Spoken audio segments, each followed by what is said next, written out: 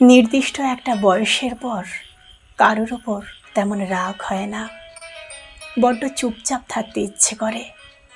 কেউ কিছু কটু কথা বললেও আগের মতো তেমন ঠিক যায় আসে না। কারোর ওপর বিশেষ করে এক্সপেকটেশন রাখতেও ইচ্ছে করে না। সত্যি কথা বলতে গেলে একটা নির্দিষ্ট বয়সের পর আমাদের কোলাহল, হই হট্টগোল এই জিনিসগুলো একেবারে ভালো লাগে না। একা থাকতে ইচ্ছে করে। অন্ধকারটা বিশেষ কাছের মনে হয়। কিছু পরিচিত গানগুলো বড্ড আপন হয়ে যায়।